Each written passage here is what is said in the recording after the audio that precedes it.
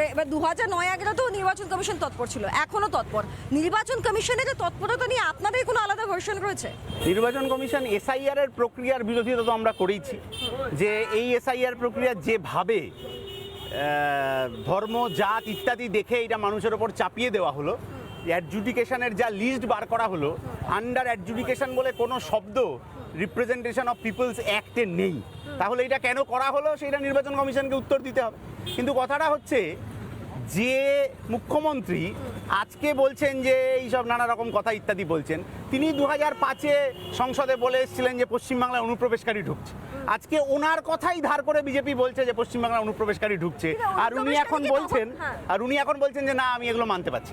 তাহলে এই যে যখন যেমন তখন তেমন রাজনীতি, এইটা আমার রাজ্যের মুখ্যমন্ত্রী এবং তৃণমূল সরকার যে করে, এইটা মানুষ তো বুঝে গেছে। মমতা বন্দ্যোপাধ্যায় তিনি ঈদের উৎসবে মেতেছেন, তারপর তিনি বলছেন তিনি প্রচারে নামবেন। শুভেন্দু অধিকারী উল্টো দিকে আমরা দেখতে পেলাম তিনি কালীঘাট মন্দিরে পুজো দিলেন এবং আরো কিছু জায়গায় পুজো দিয়ে তিনি তার প্রচার পর্ব জমিয়ে ভবানীপুরে সারছেন। এখন আমার প্রশ্ন হচ্ছে, কলতান দাশগুপ্তা আপনি কি করে আপনার প্রচারটা শুরু করেছিলেন? মানে তো মানুষের মাঝখানে থেকে নিজের প্রচার শুরু করেছে। এই যে সাধারণ মানুষ রয়েছেন, প্রথম দিন থেকে বাড়ি বাড়ি গেছি। শুভেন্দু অধিকারী আজকে মন্দিরে গেছেন, যখন তৃণমূলে ছিলেন ভোটের প্রচার শুরু করতেন, যদি ঈদের দিন শুরু করতে হয় মসজিদেই যেতেন। ফলে মন্দির কে যাবে আর মসজিদ কে যাবে এটা বেশি গুরুত্বপূর্ণ হওয়া উচিত না রাজনীতিতে। গুরুত্বপূর্ণ হওয়া উচিত যে স্কুলে কে যাবে। এই আপনি যে এলাকায় এসছেন, এই এলাকায় কতগুলো স্কুল বন্ধ হয়ে গেছে। যে স্কুলগুলো আছে আপনি খোঁজ নেবেন, বিরাট ভালো ভালো স্কুল, স্টুডেন্ট ড্রপ আউট হতে হতে এইটুকু সংখ্যক স্কুলে দাঁড়িয়েছে। আমার রাজ্যের সরকার এবং বিরোধী দল বাজেট অধিবেশনে এইগুলো নিয়ে আলোচনা না করে ধর্মজাত নিয়ে আলোচনা করছে। আমরা এই ন্যারেটিভটা বদলাতে চাই। না, আপনি যে ন্যারেটিভটা বদলাতে চাইছেন সেই ন্যারেটিভটাই কি এখন রাজ্যে চলছে না? মানে যদি এবছরের ভোটের দিকে আমরা তাকাই, তাহলে মানুষ লড়াই করছে ধর্ম অধর্ম নিয়ে, মানুষ লড়াই করছে ভাষা নিয়ে। সেখানে বামপন্থীদের লড়াই কোন জায়গায় দাঁড়িয়ে রয়েছে, বা মানুষ অব্দি সেটা কেনই বা পৌঁছাবে? বাকিটা তো ভাতা রয়েছে। মানুষ তো রাত্রিবেলা বাড়ি যখন যাবে সে খেতে তো যাবেই।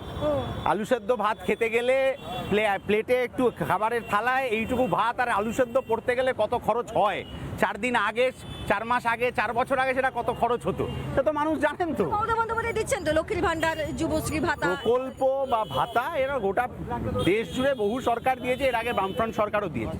কিন্তু আমাদের কথাটা হচ্ছে যে নতুন শিল্প সংস্থা যদি না আসে পশ্চিমবাংলায়, যে বেঙ্গল সামিট প্রতি বছর কয়েকশো কোটি টাকা খরচা করে হয়, তাতে তৃণমূল আমলে কটা ইট পড়লো আর কটা বেকারের কাজ হলো, এমপ্লয়মেন্ট ব্যাংক থেকে কটা লোক চাকরি পেলো, এইটা যদি তৃণমূল পাড়ায় পাড়ায় টাঙিয়ে দিতে না পারে, তাহলে তৃণমূল কিসের জন্য ভোট চাইতে আসবে?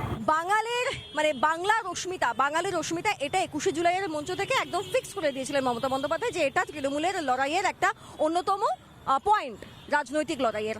এই লড়াইতে আপনারা কোথায় দাঁড়িয়ে আছেন? যারা রবীন্দ্রনাথের মূর্তি ভাঙার ঘটনায় তৃণমূল বিজেপি অভিযুক্ত, তারা আবার রবীন্দ্রনাথকে নিয়ে, বাঙালি অস্মিতা নিয়ে কিভাবে কথা বলে? যে পশ্চিমবাংলার মানুষকে দুবেলা দুমুঠো খাবার দিতে পারছে না, হাতে একটা কাজ দিতে পারছে না, এই যে আপনি অস্মিতার কথা বলছেন, এখান থেকে ঢিলছোড়া দূরত্বে আচার্য প্রফুল্লচন্দ্র রায়ের তৈরি স্বপ্নের তার প্রকল্প ছিল বেঙ্গল কেমিক্যাল। সেখানে কেন্দ্রীয় সরকারি প্রজেক্ট, সেখানে প্রতিদিন লোক ছাঁটাই হয়ে যাচ্ছে, কন্ট্রাকচুয়াল নিয়োগ হচ্ছে, স্থায়ী চাকরি হচ্ছে না। কোথায় বাঙালির অস্মিতা? বাঙালির পেটে ভাত নেই, হাতে কাজ নেই। এই পশ্চিমবাংলায় যে অন্য ভাষাভাষী মানুষ থাকেন তাদেরও একই অবস্থা। তাহলে আগে তো তাদের খাবার দাবারের জোগান করতে হবে, মাথার ওপর ছাদের জোগান করতে হবে, সে বাড়ি কার নামে প্রকল্প হবে আর কে কত কাটমানি খাবে সেই নিয়ে মারামারি আপনিও দেখেছেন, আমিও দেখেছি।